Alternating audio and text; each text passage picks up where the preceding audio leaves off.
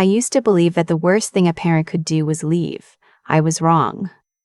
The worst thing they can do is stay and make you feel like leaving would be a mercy. It was a Tuesday when my husband told me he wanted out. Not a dramatic Tuesday. Not a storm outside or a fight that had been building for months. Just a Tuesday. He'd made coffee. I remember that. The smell of it in the kitchen, and him standing by the sink with his cup, and he said, "I think we both know this isn't working." Like he was talking about a subscription service. Like we were something you cancel when the trial period ends. I didn't cry. Not right away. I just nodded, because somewhere in the back of my mind, I think I'd known too. We'd been roommates for the better part of a year, people who shared a bed and a Netflix password and very little else. The marriage hadn't died all at once. It had just slowly, quietly stopped breathing. What I wasn't prepared for was my parents. I called my mom that same night. I was sitting in my car in the driveway because I didn't want him to hear me cry. And I was crying by then finally. I thought she'd tell me to come over. I thought she'd say, "Get your bag, we're making tea, we're going to figure this out." She was my mom. That was supposed to be the deal. Instead, there was this silence. And then she said, "What did you do?" Not, "Are you okay?" Not, "I'm so sorry, sweetheart." What did you do? I told her I didn't do anything, that it was mutual, that sometimes marriages just end. And she said, and I will hear this in my head for the rest of my life. She said, "I told your father this would happen. You've always been too independent. Men don't want that." I was 31 years old, sitting in my own driveway, and my mother was explaining to me why my divorce was my fault because I had opinions. My father was worse. He didn't even get on the phone. My mom put him on speaker at some point, and I could hear him in the background saying he was embarrassed. That word, embarrassed. His daughter's marriage was ending, and his primary emotion was embarrassment. About what the neighbors would think. About what people at their church would say. About the fact that his 31-year-old daughter, who had a master's degree and had been paying her own bills since she was 22, had failed at something. They didn't offer to help. They didn't ask if I had anywhere to go. When the lease on the apartment my husband and I had shared ran out 6 weeks later, he'd moved out. I couldn't afford it alone. I called my parents again. I asked if I could stay with them for a month, maybe 2, just until I found something. My dad said, "We raised you to be self-sufficient." There was no room at the inn, apparently. Not for me. So I did what you do when you have no room anywhere else. I took the $2,000 I had in savings. I put my things in a storage unit off the highway, and I rented a room in a house with 3 strangers in a part of town I'd always driven through quickly with my doors locked. I got a second job. I already worked at a physical therapy clinic as an office coordinator. I picked up weekend shifts at a diner 2 miles away. I ate a lot of peanut butter. I stopped buying coffee. I told almost no one what was happening because I couldn't stand the thought of being looked at with that particular kind of pity. The kind that's really just gratitude that it's not happening to them. 3 months into this arrangement, the woman who owned the room house decided to sell. We all had 30 days. I found a room in a weekly rate motel on Route 9. It smelled like carpet cleaner and old cigarettes, and the heater made a sound at night like someone dragging furniture across a floor upstairs. I told myself it was temporary. Everything was temporary. I just had to keep moving. It was a Wednesday night in November when I met him. I was walking back from the diner, still in my work clothes, black pants, a polo shirt with a coffee stain near the pocket that I'd scrubbed it during my break. It was cold, the kind of cold that comes in off the flat land with nothing to stop it, and I had my head down against the wind. He was sitting on the steps of the closed laundromat, maybe 4 buildings down from the motel. Little kid. Maybe 6 or 7, though I found out later he was 8. He was small for his age. Dark jacket that wasn't warm enough for the weather. No hat. Just sitting there, very still, watching the street like he was waiting for a bus that wasn't coming. I almost walked past him. I want to be honest about that. I was tired in a way that goes past tired into something else.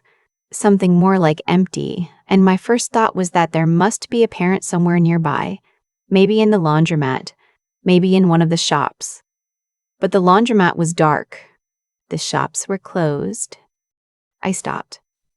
"Hey," I said, "you okay?" He looked up at me. Very serious eyes, the kind of eyes kids have when they've had to be more careful than kids should need to be. "I'm waiting," he said. "For who?" He didn't answer that. He looked back at the street. I stood there for a minute, genuinely uncertain.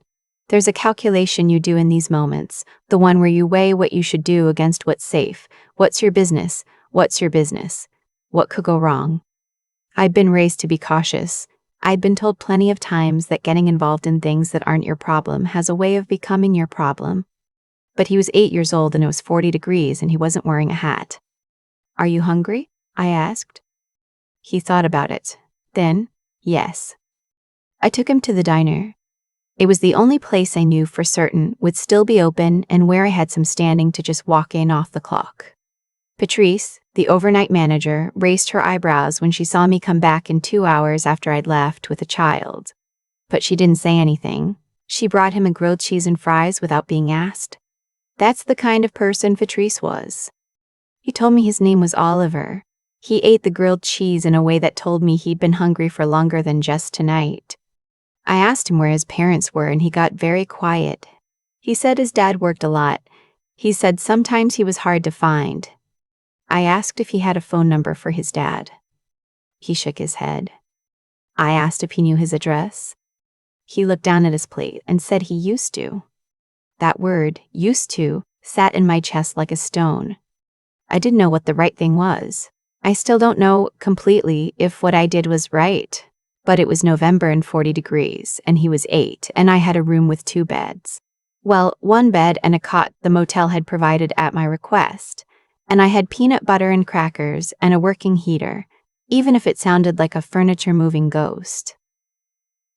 I brought him back with me. I told myself it was just for the night. I would figure out the right channels in the morning. The non-emergency police line, child services, something. But in the morning he was sleeping so hard, so completely, the way kids sleep when they finally feel safe enough to let go, and I couldn't bring myself to make the call yet. He stayed for 3 days before I called anyone.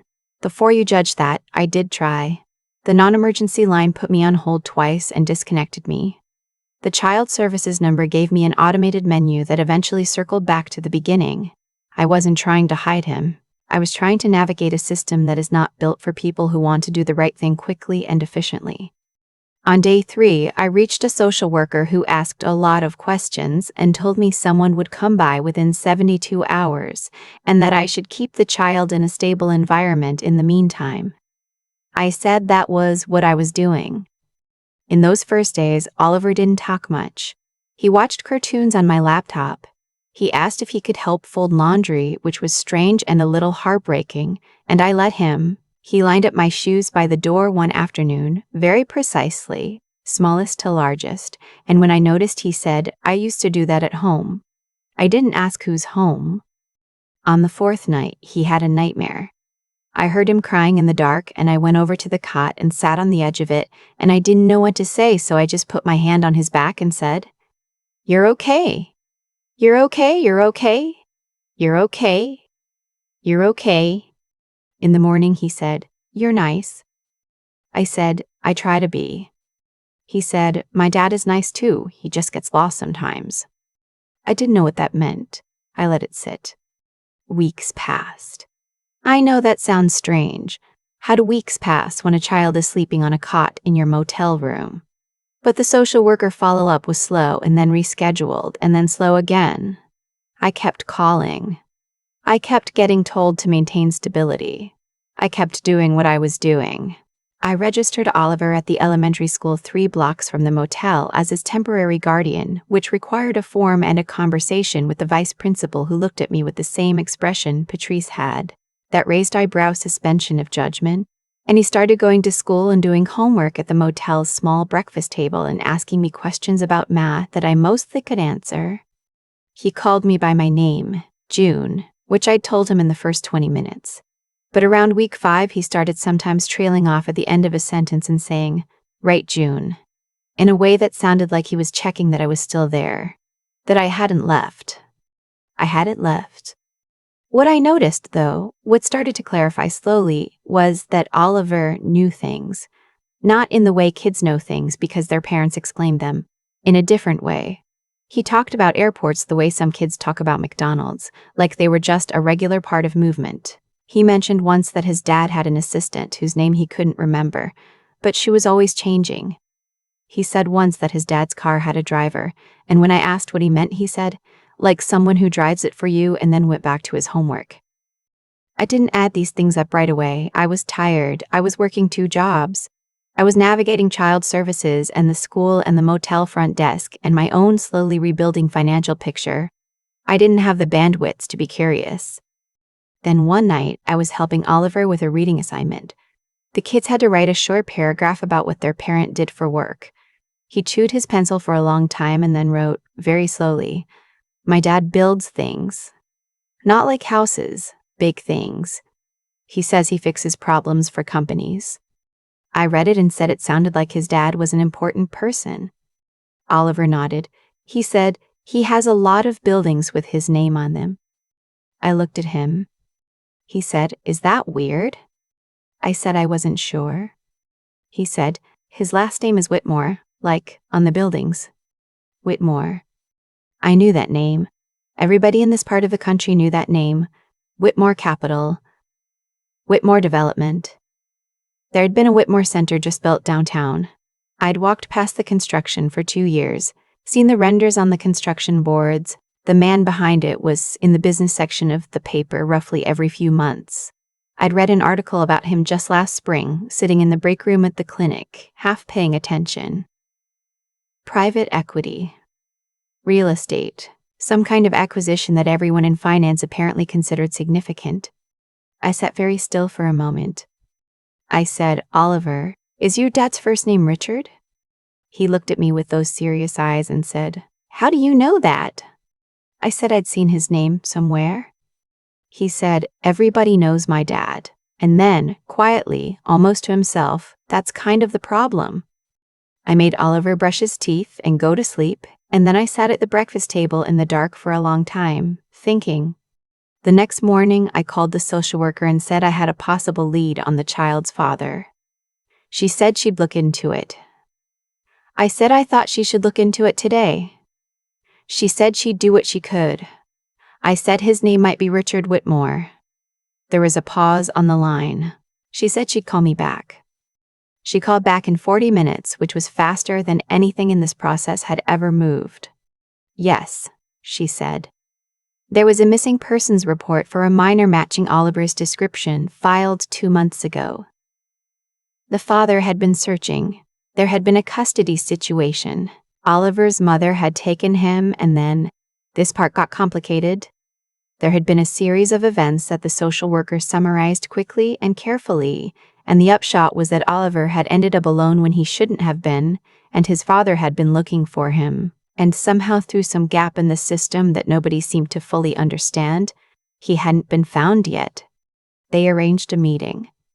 I want to tell you I was calm about it. I wasn't. I'd had Oliver for almost 2 months by this point. I'd learned which cartoons he liked and that he didn't like the crust on sandwiches, but would eat it if you told him it made you sad to throw away food, and that he slept better with a small light on, and that he was genuinely gifted at math in a way that made his teacher's eyes light up. I had made a small life around him. I was about to hand him back to a stranger, even if that stranger was his father, even if that was right. We met at the social worker's office. Standard government building, fluorescent lights, the kind of chairs that are designed to be easy to clean rather than comfortable. Richard Whitmore came in with a woman I assumed was his attorney and another person who I thought at first was security but turned out to be a family advocate of some kind. He was taller than I expected from the newspaper photos. He looked like someone who hadn't slept well in 2 months, which made sense. He looked around the room and found Oliver, and something shifted in his face that I'm not sure I have the words for. It was too private, too large. The kind of thing you don't get to watch happening to a person and still feel like you saw it. I looked at the wall. Oliver ran to him. I watched my shoes. The social worker went through the formal parts. I signed things. I answered questions. At some point, Richard Whitmore turned to me directly and I had to look at him and he said, "You kept him safe." I said I tried. He said, "You kept him in school." I said it seemed important. He said, "He's talking about you. He's been talking about you for the last hour." I didn't know what to say to that, so I said, "He's a really good kid." And Richard Whitmore said, "I know." There was a pause. Oliver was sitting next to his dad with his hand in his dad's hand, watching us talk with that same careful attention he watched everything. I thought, this is where it ends. This is the handoff. I go back to the motel and the peanut butter and the 2 jobs and the slowly rebuilding thing, and that's fine. That's how it was always going to go. Then Richard Whitmore said, "I'd like to do something to thank you properly." I said he didn't need to. He said, "My son was alone for 2 months. You found him and you took care of him and you asked for nothing. I need to do something." I said I really didn't need anything. He said, "What do you do for work?" I told him about the clinic, the coordination, the scheduling, the patient intake systems. I told him about the diner because I don't know how to be less than honest about my situation, even when honesty is awkward. He was quiet for a moment. Then he said, "I'm opening a 3rd office location in March. I need someone to run operations for the administrative side. It's a real position, full salary, full benefits. I'm not offering it because I feel obligated. I'm offering it because what you just described is exactly what the role requires. But if you'd rather not, I completely understand." I looked at Oliver. Oliver was looking at me. He gave me a very small nod, like he'd been waiting for me to catch up. I looked back at his father. I said, "Can I think about it?" He said, "Take all the time you need." I thought about it for 2 days. I thought about the part of me that didn't want to take anything from anyone, the part that had been told my whole life that needing help was the same as failing. I thought about my parents, who had raised me to be self-sufficient and had used that idea as a door they could close when I needed to come in from the cold. I thought about what it meant to accept something that was genuinely offered. I accepted it. I have been in the role for 8 months now. It is real work. It is sometimes hard work. I have earned every paycheck. Oliver visits the office sometimes after school on days when his dad has meetings that run late. He sits in the small conference room that I've quietly begun stocking with the kind of crackers he likes, and he does his homework and occasionally comes to ask me math questions. His teacher says he is doing beautifully. His dad says he talks about me like I am a fixed point in the world, some reliable landmark. I don't know exactly what I am to him. I think he doesn't know either. I think we're both figuring out what to call what happened between us, what it means, what category it fits into. Families are strange things. They don't always come from where you expect. My parents called me 4 months after I took the job. Word had apparently gotten around, I still don't know exactly how, that their daughter was working for Richard Whitmore. My dad wanted to know how that had come about. My mom asked if it would be possible to get lunch sometime, just the 3 of us, to catch up.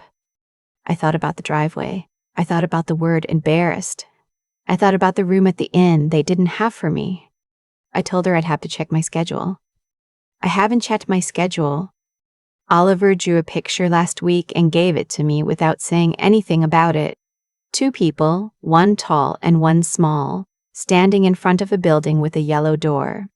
He'd used the whole yellow crayon, pressed hard, so the color was vivid and solid. I put it on my desk at work, right next to my monitor.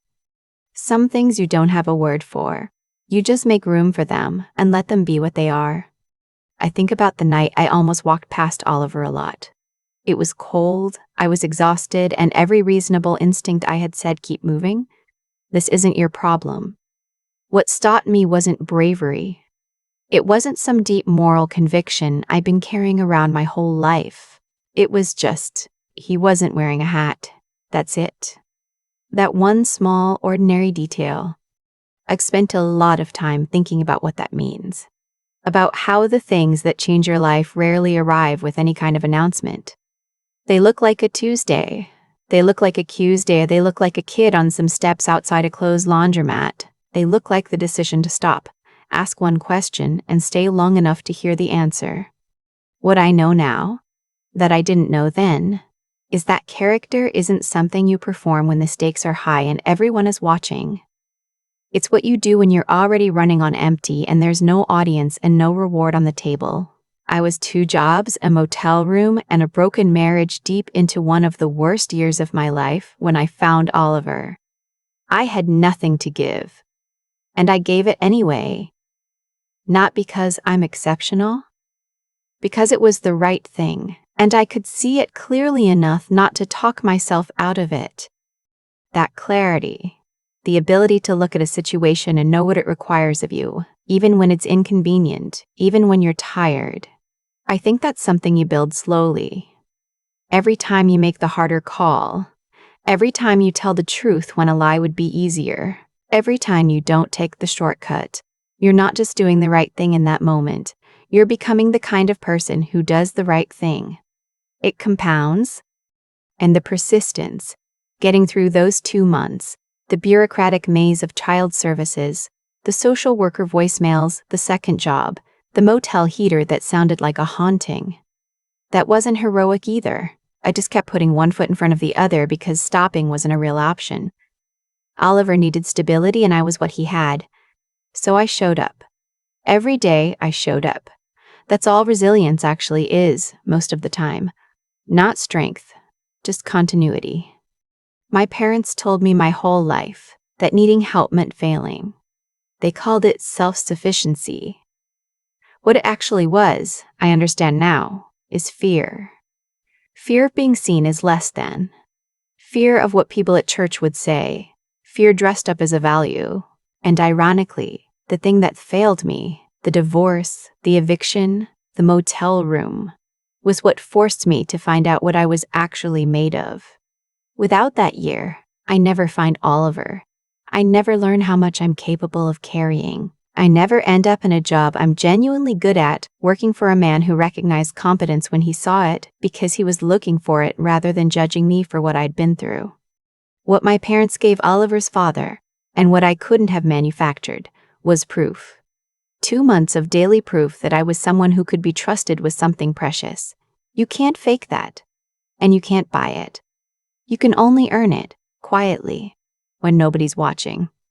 Oliver drew that picture and handed it to me without a word. Yellow door, 2 people, no explanation needed. I think that's the most honest thing anyone has ever said to me. Some things you just have to live your way into understanding. I'm still living my way into this one.